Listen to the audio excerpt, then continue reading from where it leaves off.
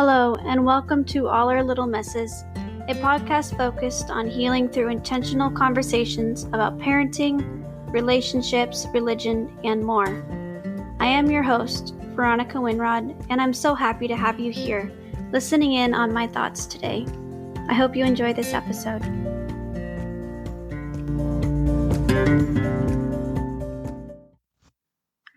Hello, and welcome back to All Our Little Messes. This week, we're taking a little break from talking about purity culture and obligation sex, and we're just going to be discussing the problems or the emotional issues that people who are breaking generational curses face on a daily basis. And so this episode is just going to be kind of just an episode kind of focused on solidarity and trying to build camaraderie among us, because it is very hard, and it's a daily struggle for us, and it's a daily struggle that a lot of us have to hide in order to put on that brave front of, we've got it all together, we've totally got this figured out, we're doing this. And it's not easy. And sometimes we don't got this. Sometimes we just feel like we're falling apart, and, we're facing problems within, our family structures, and our family dynamics are changing, and that's, a big struggle for us there. And then, we're facing our own emotional turmoil as well, because we're going against years and years of internal programming, trying to change things for ourselves or for our kids or for whatever reason. And so this is kind of an episode just that we'll talk about that and kind of bring all of that out into the open, because again, it is very hard, and it's a struggle that a lot of us seem to try to hide in order to, look strong to the outside world. So in order to talk about generational curses, I feel like it's important that we understand what exactly they are. So when I've Googled what is a generational curse, the first definition that popped up was, a generational curse is a pattern of negative or sinful behavior that is passed down from one generation to another. And it can be anything from, a pattern of behavior, or, religion, or anything like violence, domestic violence, or divorce, or poverty, or alcoholism or drug abuse, anything like that. It is passed down from one generation to the next, and it just becomes, almost a part of the family's, their legacy. It's their legacy, basically. And so when we are breaking that, they call us we're breaking the generational curses. And so we're like the curse breakers, right? So that is kind of like the definition, the generally accepted definition of what a generational curse is. And they are extremely difficult to deal with for a lot of, different reasons. You have psychological and emotional reasons that they're very difficult to deal with on both an individual level and then, within, the family dynamic as well. And what I've noticed, like on an individual level, at least for myself, is a lot of the, like the generational curses that, I'm trying to break for my family are more behavioral than anything else. like I was very blessed to grow up in a family that didn't have any kind of like drug abuse or divorce or any kind of alcoholism or anything like that. Like my parents had a very stable relationship and a stable marriage, and so like I didn't experience any of those types of generational curses that a lot of people experience. And so when I speak of the generational curses that I'm breaking from my family, I'm speaking more of things that pertain to like religion and marriage structure and how I'm raising my children, and changing because those things are so personal to an individual psyche and to our personalities. They become such an integral part of our personalities in some cases because they're so personal to us as individuals. It is very emotionally taxing on a daily basis to try to change those things and to actively take on that burden on a daily basis. And it becomes especially emotionally taxing when you have, your family or friends, they sometimes will have a difficult time understanding why you want to change those things, why you're changing, the way your marriage is structured, or why you're changing the way you're raising your kids versus how your parents raised you. They don't understand because, and this is something that I see all over the internet and, in comment sections, and something I've had said to me, we raised you this way and you turned out okay. It's something that, the former generation says to us on a daily basis in a lot of cases. And we're not okay. We did not turn out okay.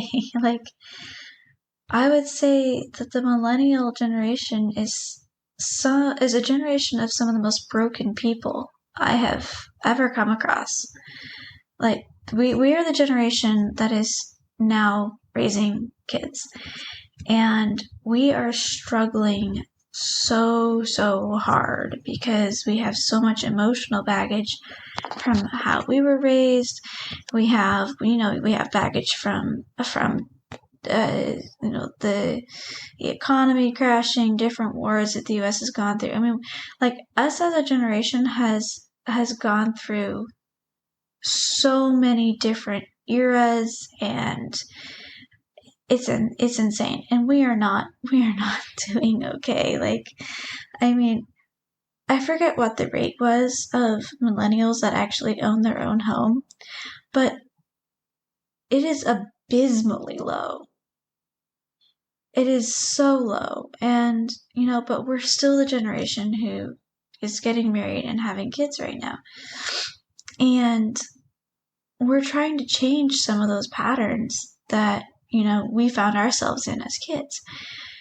And so it's an emotionally taxing thing to daily hear, oh, you turned out okay, when most of us are in therapy. Most of us are depressed. Most of us suffer with anxiety. There's more and more of us being diagnosed with ADHD every day. For, millennial mothers, the rates of postpartum depression are absolutely through the roof. We did not turn out okay. We are not okay. And we're taking an active role in trying to change that for our kids. And so it is it's hard for us to, decide that we're going to, build a better life for our kids. We're going to raise our kids in a emotionally healthy way, in a physically healthy way. It's hard for us to make those decisions and then hear from the former generation that, oh, you turned out okay, You're just being sensitive by saying this. The things that you say happened didn't actually happen. We're being too sensitive. And so, it's hard. It's hard. And it's daily emotionally taxing, and it takes a physical toll on the body as well. Just like that added, not only just the emotional stress, but the emotional stress kind of translates into physical stress for a lot of us. And so just that constant stress of fighting against our own internal programming, because, when you're raised a certain way, all of those patterns and behaviors that you were raised with, a lot of times a person will take on as basically a form of survival. So you have a child who is yelled at constantly, who grows up in a very high stress household. There's a lot of physical punishment. It's just a lot all the time, right? That child is going to take on a lot of those traits that he was shown on a daily basis as a matter of survival, basically. So people treat him with disrespect in order to survive and understand the world around him. He is going to start treating the world around him with disrespect, the people around him with disrespect as well. And so without even realizing it, and because these patterns of behavior start, very, very young. And I can see it happening with my 4-year-old, and it's terrifying to me, because I'm in therapy. I'm, actively reading all of the books and doing all of the studying, trying to break patterns of behavior that I have. And it's a struggle to break those patterns of behavior and at the same time prevent them from being passed on to the next kid. And so there's some things that I haven't successfully broken that my 4-year-old is starting to pick up. And it's terrifying, because I'm just I do not want you to have that. I don't want this. And so it's he's only 4 years old, but he's already starting to pick up certain patterns of behavior. So certain things about us and about our personalities that we don't even realize are there, we've picked up from an extremely young age. So young that they're not even really patterns of behavior anymore. They're just a part of our personalities after a certain point. And so we're raised with all of these patterns and behaviors that have been passed on to us. And now we're finding ourselves, with, being parents and spouses, husbands or wives, trying to break these patterns for our kids. And it's hard. It's hard. And it's emotionally and physically taxing on a daily basis, trying to, when your child or your spouse does something, your automatic response is, a certain type of behavior that you have had from your childhood. And you're at a certain point in your mental health journey that the pattern is there, the behavior is there. And so, but you aren't far enough along yet that you can stop it, or that it's no longer a behavior that you have. And so, when something triggers it, you just automatically respond that way. And then after you've responded that way, you're just oh shoot, I did it again. And for me personally, that's where, those feelings of guilt just start piling in, oh no, I did it again. And it's like this constant cycle of, okay, try again, and then you get triggered, and then you fall into that pattern again, and then you're just like, okay, so then you try to fix the situation. It's just like over and over and over. And I will say though that like, as the first step to breaking those cycles and breaking these generational curses is recognizing that they're there in the first place, and actually like taking the steps to break them. And so, being in therapy too has helped immensely, because the longer I'm in therapy, the more tools I acquire to break patterns of behavior in myself, such as, just anger and things like that. And it gets easier over time, because I try to think of it as like breaking a bad habit, for example. Because you can't just break a bad habit overnight, because it just doesn't happen that way. Like, to me, breaking a bad habit is like, building a good one, except it takes twice as long and it's twice as hard because it's so hard to let go of, because it's so ingrained into us. But yeah, these patterns are so hard to get rid of and so hard to get past. And like, a lot of times they're not only difficult because of how we've held on to them, but they're also difficult because of the role of like family traditions and family values and beliefs in perpetuating the patterns and behaviors. And so a lot of times, for example, if you're trying to change certain parts of parenting, that a certain way you were parented, you're trying to switch from that to a different methods, and you have your family, your birth family, I'll just say the birth family, telling you that you're doing it wrong, you're failing, and they believe that this is the wrong way to go about things.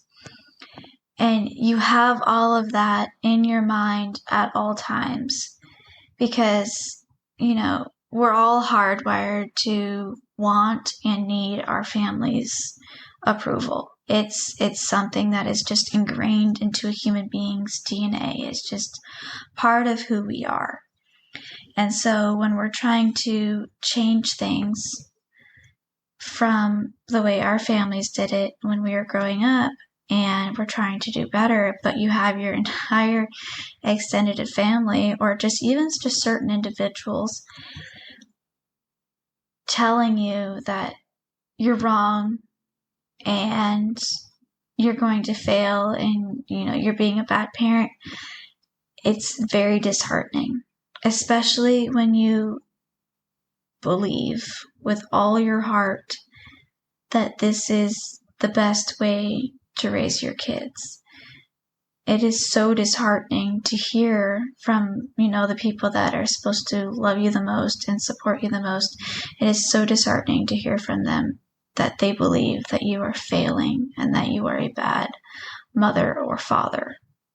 Like, it's soul crushing and heartbreaking, and it's really sad. And so that's like another aspect of like the emotional toll that I mentioned earlier.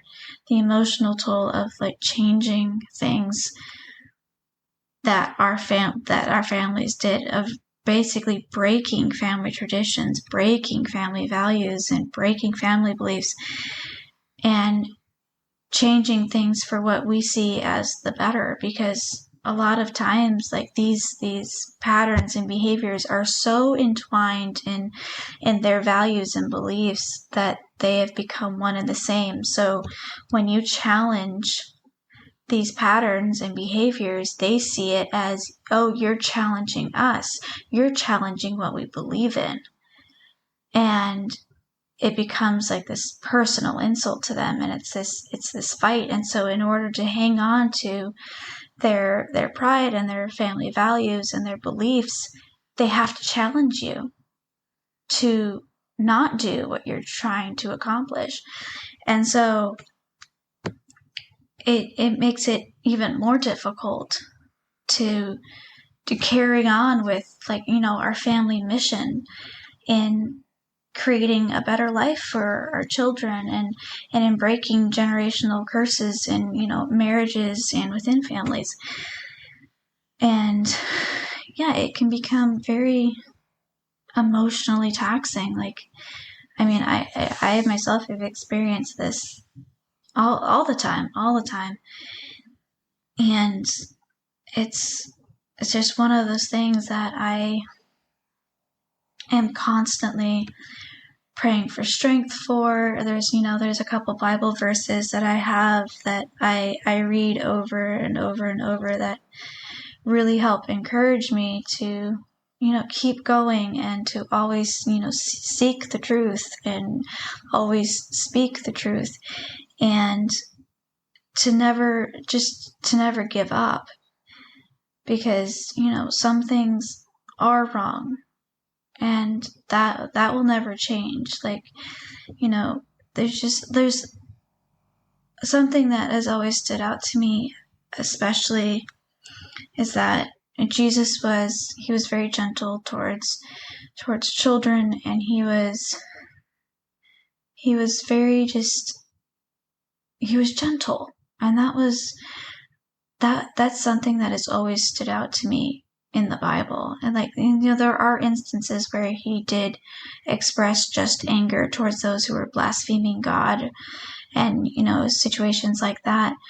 But he was always so gentle towards children and towards women, and that is something that I really hold on to when I start to doubt what I'm saying and what I'm trying to tell people.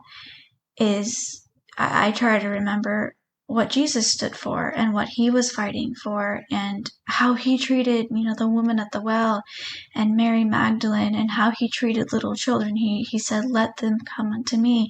And, how he spoke about their innocence, how it would be better that we would be cast into the sea with a millstone about our neck rather than harm one of those little ones. It's instances like that where I remember, and I try to keep in mind how gentle he was towards women and towards children, and it really helps me. It helps me keep going, especially when, I have people from, around me on the internet and within my daily life and stuff, telling me I should basically stop because I don't know what I'm talking about, or, I shouldn't be changing things. And the fact that I am changing things just means that I'm too sensitive, or the things I say didn't actually happen. I'm making it up. Just things like that. Or I've been told, I got an email the other day. Someone I didn't know. They must have just listened to one of the podcast episodes and got my email from the podcast. But they emailed me letting me know that, I was a feminist, and, I was unbiblical, and I was ruining marriages, and I was letting women take control. And, like, the feminist part, I mean, I feel like the term feminist has been twisted into something to mean something totally different than what it actually was originally intended for. Being called unbiblical is like, okay, whatever, call me unbiblical, whatever. I read the Bible every day, and I try to live my life according to what it says. So if you want to call me unbiblical, it kind of makes me doubt that you've ever read the Bible. And, but the whole thing about how, oh goodness, now I'm having a river. Trying to let women take control or take over or whatever it was. I was just like, it made me kind of laugh, and it just made the whole email just absolutely ridiculous and ludicrous, because I was just like, I I don't want women to take control. That's not what I'm talking about. And the fact that, you think I'm trying to advocate for women taking control over anything is just insane. It kind of makes me wonder if you've actually listened to any of the podcasts rather than only listening to 5 minutes and then becoming personally offended and freaking out. And so, like I said, I just, there's certain verses in the Bible and there's certain parts of the Bible that I read all the time. And, I take comfort and knowledge really in Jesus' life and how gentle he was towards children and towards women, and how he always seemed to seek to empower children and empower women. The things he did and the things he said, nobody did things like that. Nobody approached prostitutes and spoke to them. Nobody did. Nobody talked about women like they were on an equal plane with men, but Jesus did. And so I try to remember that when I'm, talking about obligation sex, or I'm talking about, submission in marriage, or I'm talking about gentle parenting, or I'm talking about books that advocate us to, beat our kids with a PVC pipe or a plumber's pipe no bigger than 1/4 inch in diameter. And yes, I am quoting a book directly there. And I am planning on doing a podcast episode on that book actually in the future. But yeah, the Bible is huge when it comes to helping me carry on a daily basis with breaking these generational curses that I'm trying to break. And I think it's really important that all of us find that thing in our lives that can help us carry forward and continue on our family mission. Thank you all for tuning in today. I really appreciate it. I will be getting back into the short series on purity culture and obligation sex, and a little bit on, purity culture and its impact on different aspects of parenting as well. I also have a couple of exciting guests coming up that I will be announcing on my Instagram and Facebook as well. So keep an eye there for any kind of announcements for upcoming podcast episodes. Thank you all for listening, and I will see you guys next week.